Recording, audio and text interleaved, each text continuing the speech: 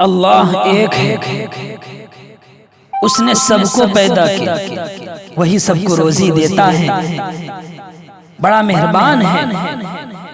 हम सब उसके बंदे हैं, हम सबको उसके हुक्म पर चलना चाहिए। हजरत मोहम्मद मुस्तफ़ा सल्लल्लाहु अलैहि वसल्लम अल्लाह के सच्चे रसूल हैं। आपने हमें अल्लाह की मर्जी बताई, हम सबको आप सल्लल्लाहु अलैहि वसल्लम की पैरवी करनी चाहिए। कुरान पाक अल्लाह तबारक व तआला की किताब है, उसमें इंसानों के लिए जिंदगी बसर करने का तरीका है। हमें अपनी जिंदगी कुरान पाक के मुताबिक बनानी चाहिए। हम सबको मरना है, मरकर अल्लाह के पास जाना है। एक दिन हमारे सारे कामों की जांच होगी, हिसाब होगा। अल्लाह के फर्मा बरदारों को जन्नत मिलेगी, अल्लाह के फर्मा बरदार बंदों को जन्नत मिलेगी, न फरमान दोज़ख में डाले जाएंगे। प्यारे नबी सल्लल्लाहु अलैहि वसल्लम अल्लाह के आखिरी रसूल थे। अब उनके बाद कोई नबी न आएगा।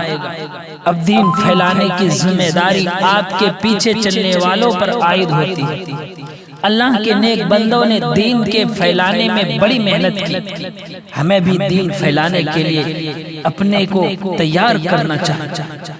माँ बाप ने हमारे लिए बहुत दुख उठाए हैं, हम पर उनके बहुत से एहसानात हैं। हमें हमेशा उनकी खिदमत के लिए तैयार रहना चाहिए। हमारे उस्ताद हम पर बहुत मेहरबान हैं, हमें लिखाते हैं, पढ़ाते हैं और दीन की बातें सिखाते हैं। हमें उनका अदब करना चाहिए।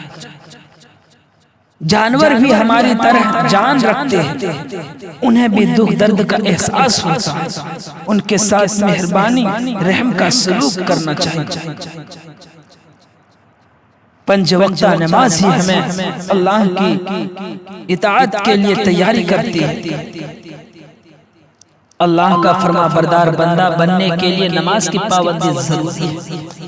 क़यामत के दिन सबसे पहले नमाज ही के बारे में पूछा जाएगा। तन पाक हो तो मन भी पाक रहता है। हमें अपने जिस्म और लिबास की सफाई करने का पूरा ख्याल रखना चाहिए।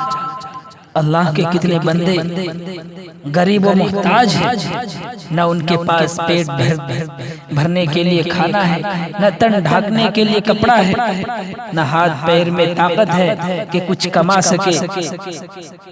कितने बच्चे हैं जिनके माँ बाप मर चुके, कोई देखभाल करने वाला या कमाकर उन्हें खिलाने वाला नहीं है।